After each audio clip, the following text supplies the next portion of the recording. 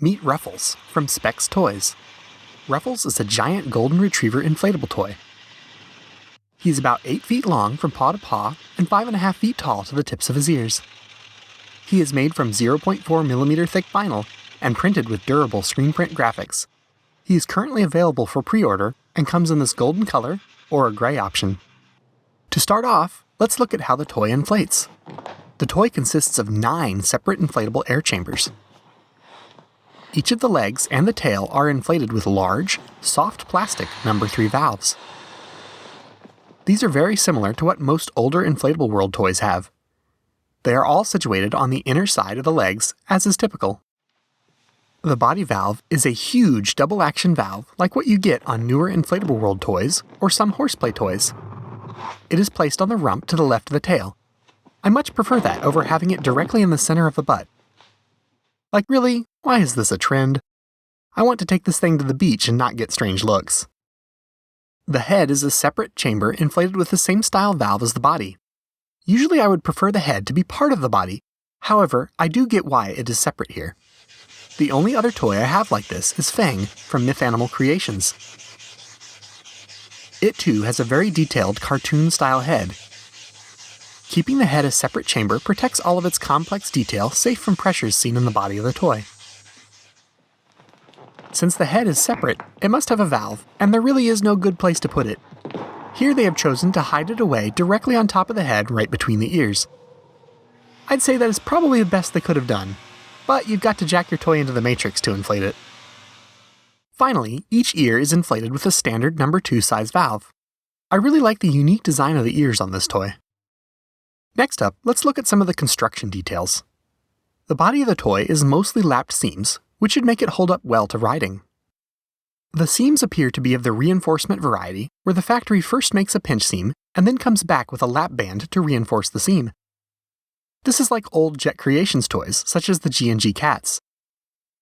There is a 3-foot section of the right belly seam that is not lapped and is just a regular, frill-side-out pinch seam. This is the final closure seam of the body chamber. It would be nice if the body was fully lapped, but not all factories can do that.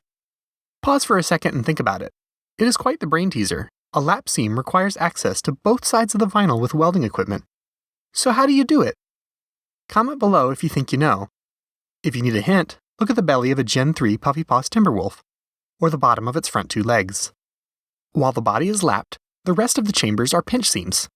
They are a mixture of regular frill-side-out and inverted pinch seams.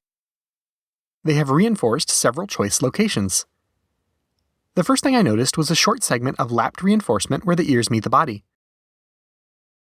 This technique is pretty standard among mid to high-end inflatable products. I still have my Puffy Paws Wolf out, so here's its tail attachment and its little segment of reinforcement. This prevents the tail seam from peeling open when the vinyl of the body stretches. Its ears feature the same snippet of reinforcement. I also have a Horseplay Toys Orca Whale out, and it features this technique on every one of its fins. Inflatable World does this often too. Comment below if you can spot this technique on one of your toys. While the ear attachments are reinforced, it is probably not needed because of the separate head chamber. The tail, on the other hand, does not utilize this technique. The tail, being directly attached to the body, probably needs it, and I would like to see this slight improvement between this prototype and the final release. The next technique I noticed was the use of a reinforcing patch where 2 seams cross. Probably the best example of this is the Inflatable World Griffin. On the front and back of its neck, 2 pinch seams cross. On the original release of the toy, these 2 locations frequently sprung leaks.